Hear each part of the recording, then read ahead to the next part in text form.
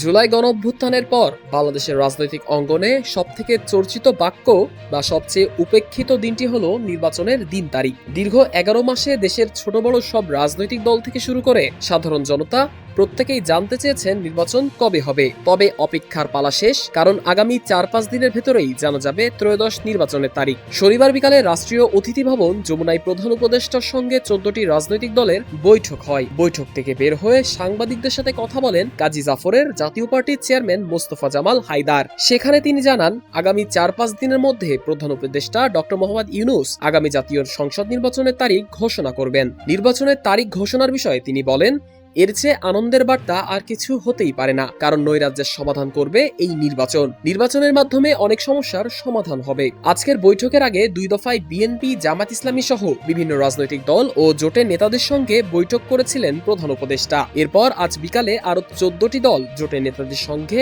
বৈঠক করেন তিনি।